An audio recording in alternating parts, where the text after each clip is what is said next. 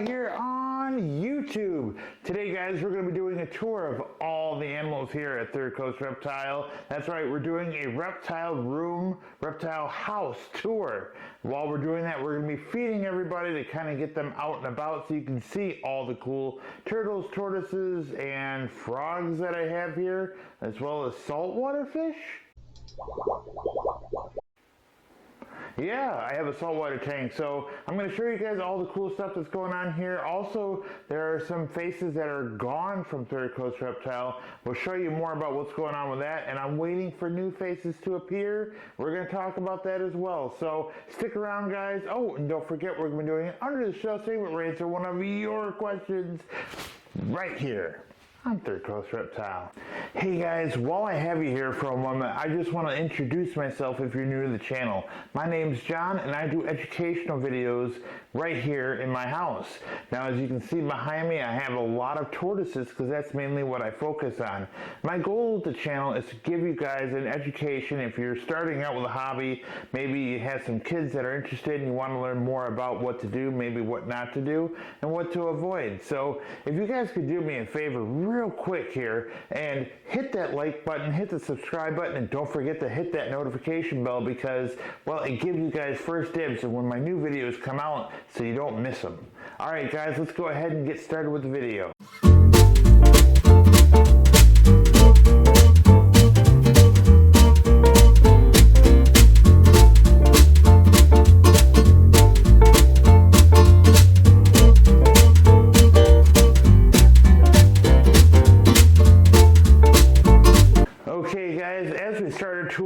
To show you this wall behind me here in the reptile living room. Now, there is a new enclosure over there. We'll get to that in just a second, but I want to show you what happened. So the radiated tortoise enclosure over here and the pancake tortoise enclosure over here were still here originally.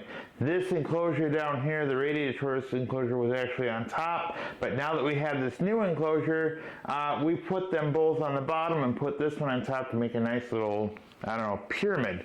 Now, today's sponsor is Toad Ranch Enclosures, and they sent me this one down here. This is another 4 foot by 2 foot by 2 foot enclosure, and if you guys want to see how they're put together and how easy they are, I actually created a video where I unboxed one of these enclosures, and I'll show you that right here in the link.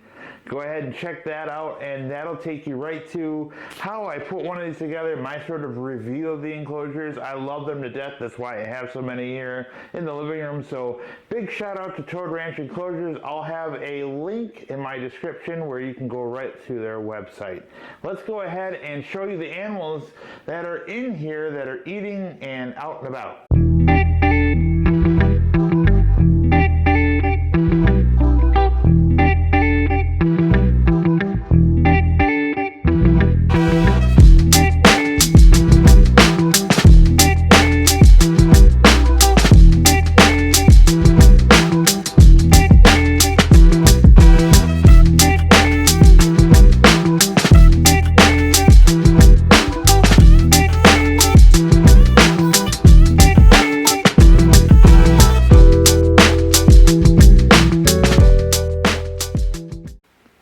As you can see, this is the pancake enclosure. Let me get that tilted down a little better. And that's one of the pancake tortoises, one of 3 pancake tortoises I have in here. Now this is a 6 foot long by 2 foot by, actually it's by 30 by 2 foot. So it's 30 inches tall, 2 foot deep, 6 foot long. And that's plenty of room for these guys all the way through their adulthood. So this is what I consider their permanent home. And I really, again, love Toad Ranch Enclosures, and this is a perfect example of why they're really a piece of furniture in your house versus a, you know, like a home built whatever. So I really enjoy these guys. These pancake tortoises were on my bucket list. I really enjoy having them here. They're kind of shy, which is, you know, not what I was expecting from them. But yeah, this trio is actually, they're pretty shy as far as tortoises go. I've had them for about a year now, and they've grown considerably in that year. I mean, this guy is huge compared to when he started out here. Again, bought it online, bought these guys online, and the weather was much better then, but I'm still waiting again on 4 reptiles, so I'm hoping they'll be here soon. Fun fact about these guys, they really like their caves, so I provided them with a couple of caves over here, and then also a cave over there, and then there's also, let me get a better shot, the plants are kind of in the way here, in the way. You guys can see back there, I have this rock enclosure underneath to mimic the caves that they would see in the wild.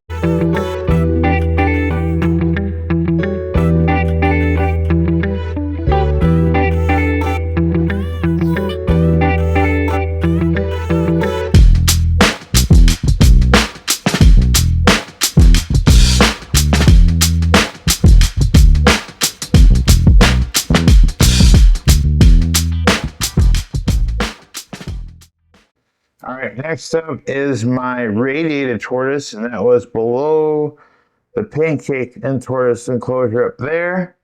And he is in a 4-foot by 2x2 enclosure. I put a couple hides in there, and he's currently out eating today. Look at this guy. Just a cute little fella. He's gonna get a drink. There he goes. You got a nice shallow water dish in there for him. Let's put you inside and see what he does. Yeah, I like this little guy. He's really cute little dude. I've had him, I don't know, about 8 months now. Whoop, don't fall over. He's from Madagascar, and then because they're from Madagascar, they really do enjoy humidity, even if it is just an occasional spray. And that's kind of what I do with my Egyptian tortoise. It's ironic, his neighbor that I'm going to have next door to him is it's going to be from Madagascar as well, and I can't wait to show you guys him when he does arrive. And that's all I'm going to say about him right now. I can't tell you who it is right now, what type of tortoise it is. I know I'm kind of being a jerk about it, but it's another tortoise from Madagascar. So do your research. Tell me in the comments if you know what type of tortoise I'm talking about that would be like the radiated tortoise and from the same island of Madagascar. He's going to chow down some more. It's pretty cool.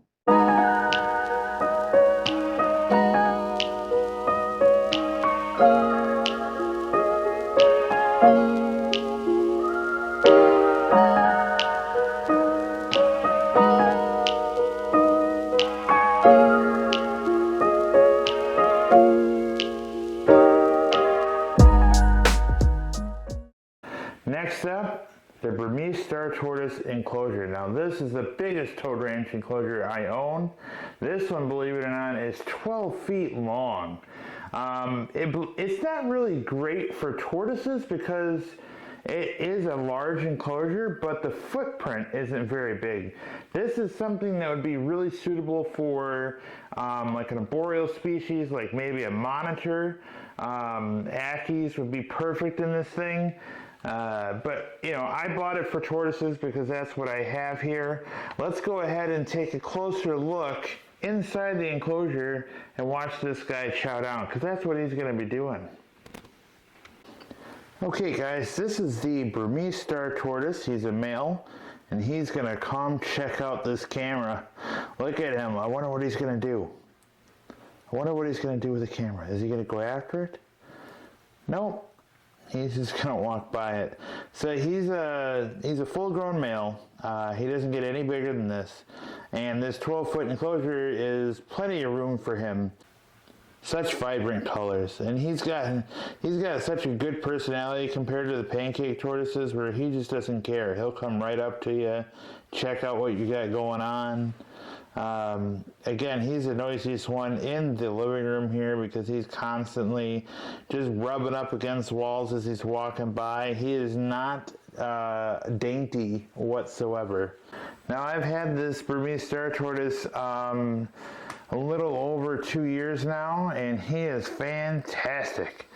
very hardy.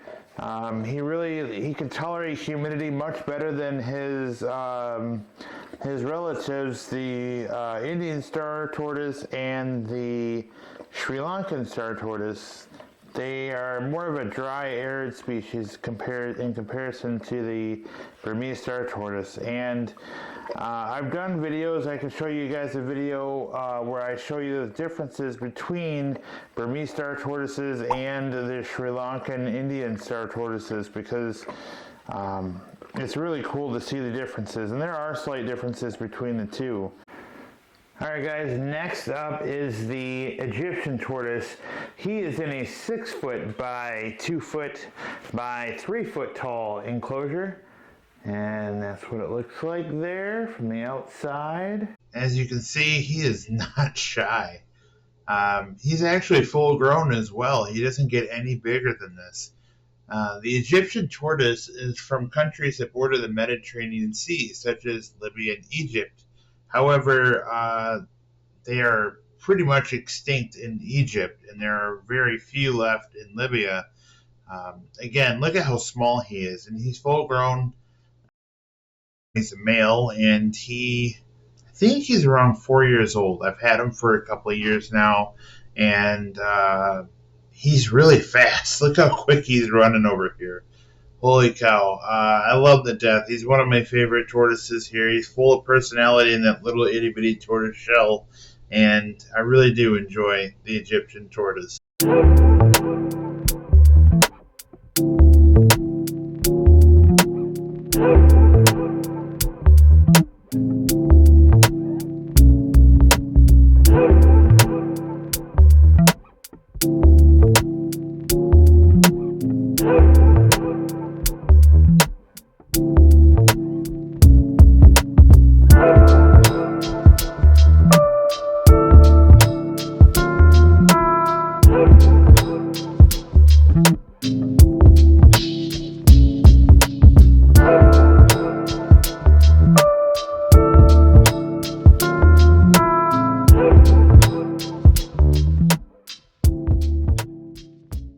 Alright guys, we are now in the reptile office. This is the studio, and obviously there have been some changes.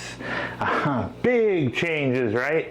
So I know that we were talking about doing interviews in here and stuff, but I thought about it, and it just would be awkward to come to somebody's house to do an interview, especially if 99% of them are going to be Zoom meetings anyway, because people live far away. So I called an audible. I made a choice, and I bought this rack system behind me.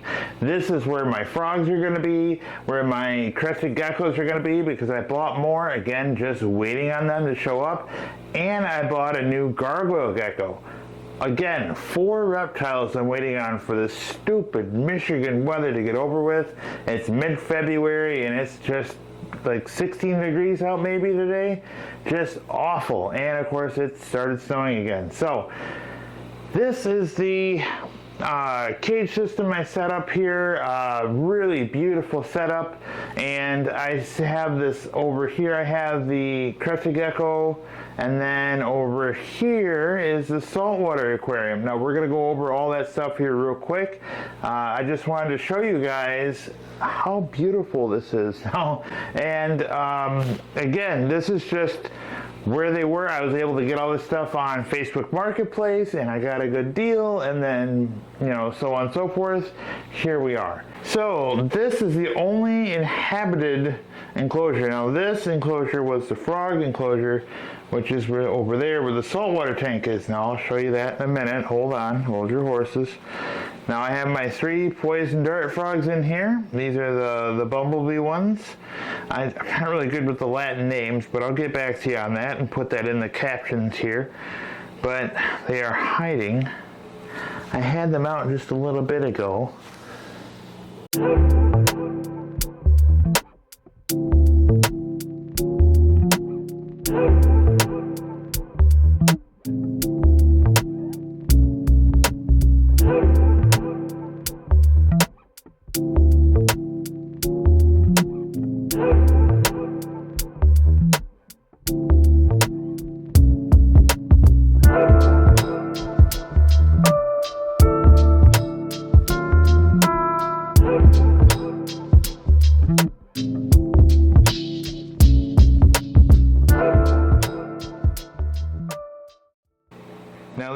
enclosure is a 18 by 24 by 24, so ample size for them, and I have another one over here that I hope to fill real soon.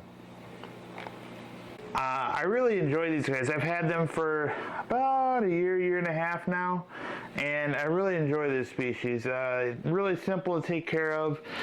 Spraying down their enclosure twice a day, and then they get the fruit flies every other day. I really enjoy them. I'm looking to expand, obviously, to have more dart frogs here in the office, as well as the crested geckos. I've got some other tanks up here that I don't even know what I'll do with. I have no idea. I got them as part of the package deal, so it is what it is. But all in all, I really like this setup and how it's turned out to be. Just awesome. So we'll get some more reptiles in here. Moving along, you guys have seen the crested gecko here. This is Kevin. There he is. There he is now. Yeah, the glass is dirty. I know. Just want you to have an opportunity to see him because he's always hiding. He's a full-grown adult. I've had him for about 4 years now. Beautiful crested gecko. He's hungry, so he's licking up his food right now, which is Pangea diet, which is what I feed them.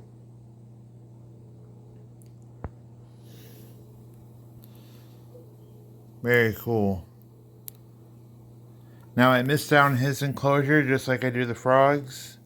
They lick off of leaves and branches instead of having a water source. He won't eat all of this. Moving along here, I have the leopard gecko. There he is, chilling out in his what should be filled with water. John should have that filled with water. He's probably waiting for some humidity here. His little 20-gallon long. I might build him something a little bit bigger, and perhaps I might put him in one of those. That's a 40-gallon, and that'd be pretty cool for him. But he's chilling out there, as we like to say, fat and happy. But the new addition, something I've really come to enjoy, is this saltwater tank. Now this saltwater tank is kind of empty right now. It does have some inhabitants. That's a couple of clownfish that are in there. There they are. They're hanging out. I'm learning a lot about this process now. This is something that I've actually had this tank for a long time, and I had saltwater stuff in there before, but I really just had a hard time with it. And now that I've kind of did more research and kind of got a better understanding of it, you guys, yeah, it's simple once you get everything done and once you figure everything. Got questions? Then get your answer right here on Under the Shell. Alright guys, for today's Under the Shell segment, the question comes from Gene H. And Gene H asks, what does it take to ship reptiles, and what does that process look like? That's an excellent question, especially with the weather being like it is outside. So Gene, this is kind of what the process looks like. In order to ship animals, you have to have like criteria. So the rule of thumb, especially like with companies like Wharf Market, they're a great example where they don't ship out on like Thursdays and Fridays because typically it's an overnight process, and if something were to go awry, the next day they're going to be closed. So you don't want to ship out on like Thursday, Fridays. That's number one. Number two, they have these special packages. Now you can't just use any box. It has to be labeled on the outside, live animal. And then also, you got to have some sort of insulation inside. So generally when you're shipping an animal, regardless of what time of year it is, you're going to have a box, you're going to have like a styrofoam insert on the inside, you're going to have some sort of like either container inside of that, or you're going to have a bag that they kind of can be in, and then have, I like to have some sort of paper towel in there that's kind of damp to kind of keep the humidity levels up in there, and then in the top part of it, have some sort of heat source in there if it's the wintertime, or a cooling pack if it's the summertime. Because they're shipped not in like climate controlled conditions, they are susceptible to dangerous temperatures, and that's why it's important to make sure that the minimum temperature overnight is no colder than 40 degrees throughout the night. That ensures that they are going to get to you both safe and alive. Now, when it comes to destinations, there are two destinations. There is your doorstep, obviously, but number two, there are hubs. Now, the hubs are a little better because they're not sitting inside the cold truck all day on the route. You know, you don't know how many stops that truck has prior to getting to your house. I've had success both ways. I've had it successfully dropped to my house and taken to the the FedEx hub or the UPS hub, where you just go and pick up your reptile there. And you can just you really want to pay attention to the day of, like where they're tracking that package to see when it's going to arrive, so you can be there at the hub at the exact same time that package is ready to be picked up.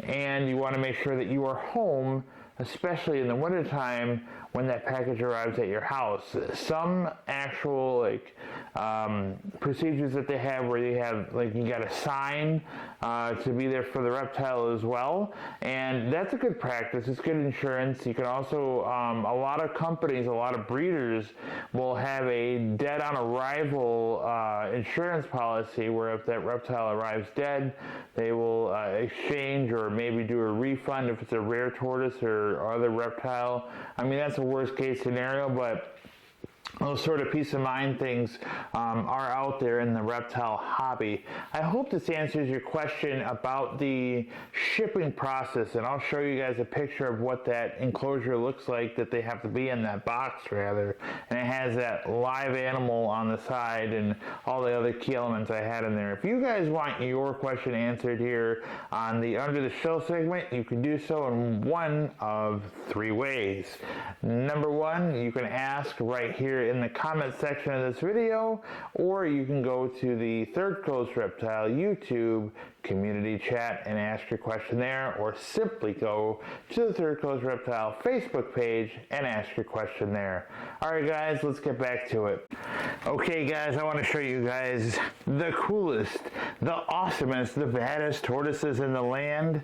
These are the little redfoot tortoises here. They are chowing down, all 6 of them in here. Look at these guys. Love these guys. These are my favorite tortoises of all tortoises that I own. Hands down. Always have been, always will be. Now, when they get a little bit bigger, I am going to move them down here to where the bigger tortoises are, around here, but they got a little bit more growing to go. But look at how these guys are just jumping all over each other to get the food. It's crazy. And of course, they live in this 10-foot by 5-foot enclosure here, all 6 of them. And there are plenty of hides, plenty of places to walk around and explore, which is what we like. We got UV lighting, we got basking bulbs all the way down, 3 of them to be exact. Yeah, and they are hanging out here. Look at these guys.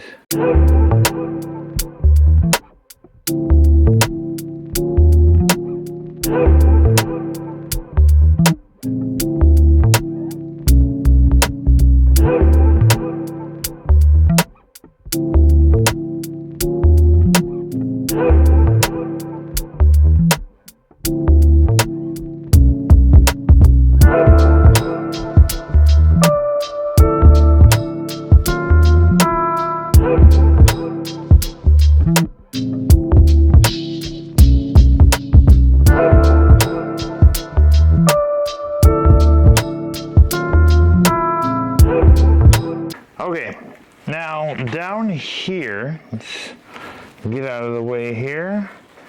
Down here are the big ones. These are the biggest tortoises I own. That's Stella and the other two redfoots down here, chowing down. And they occupy the biggest enclosure I have in the house. It's big.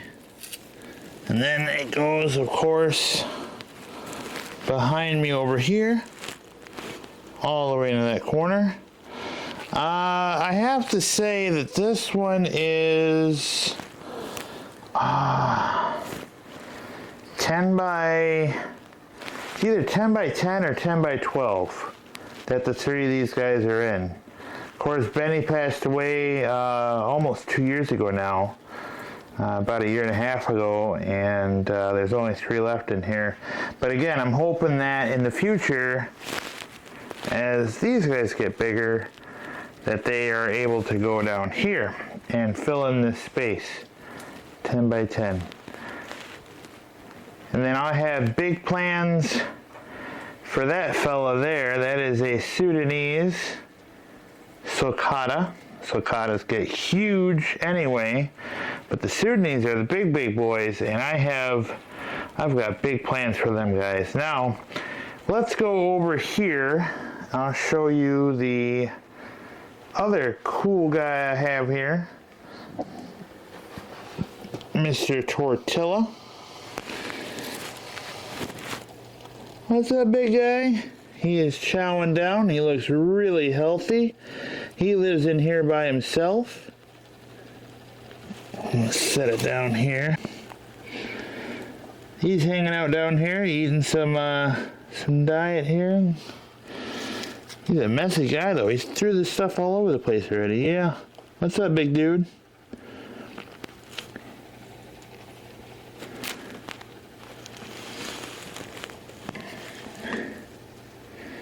You gonna come eat the camera? No? Okay. He's a Russian tortoise, probably one of the most underrated tortoises there are.